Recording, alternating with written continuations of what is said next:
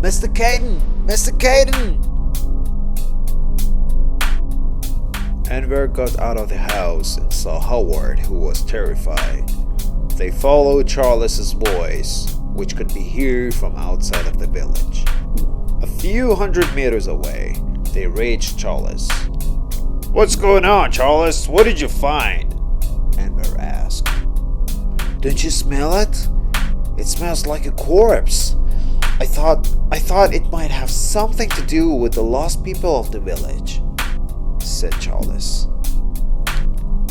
They went to find out where the smell comes from, and eventually they reached somewhere the smell seems to be coming out of.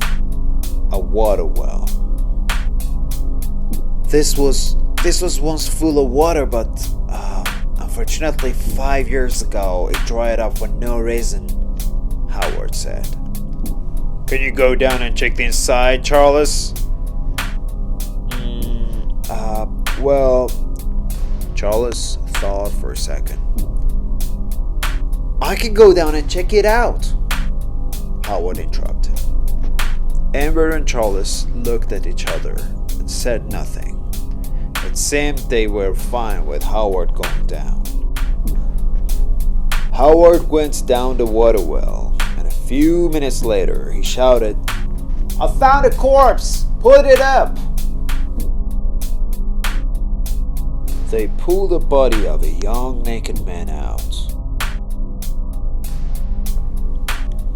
What got Anwar's attention was the body seemed to have been killed recently, so the bad smell couldn't be from it.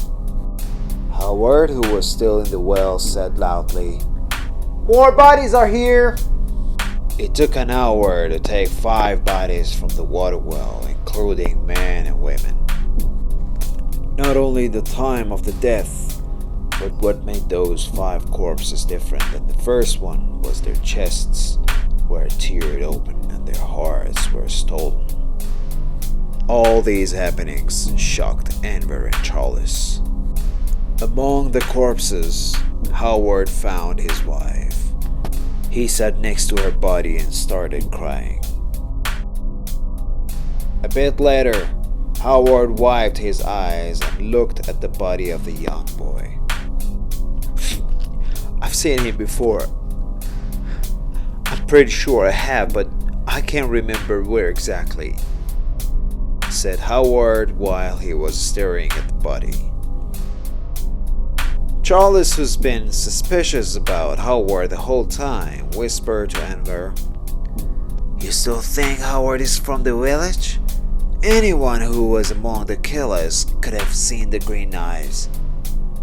I'm sure that Howard is from this village.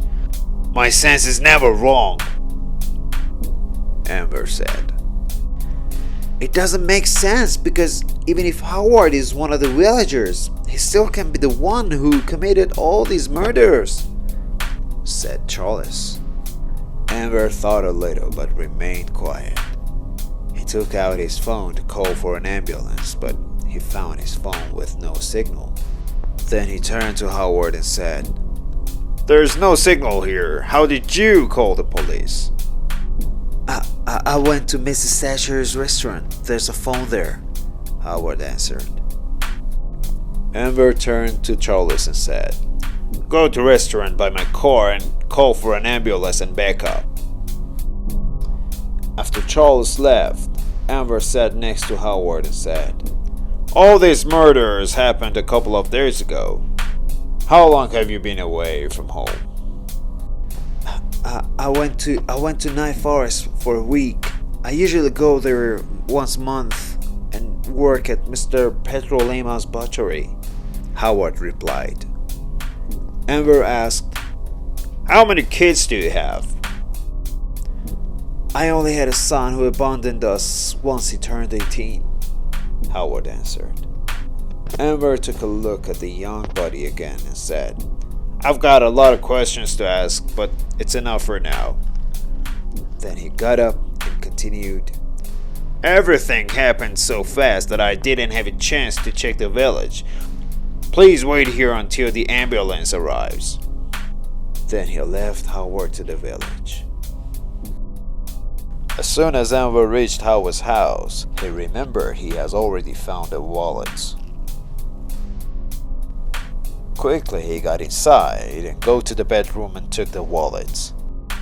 He opened it and looked inside.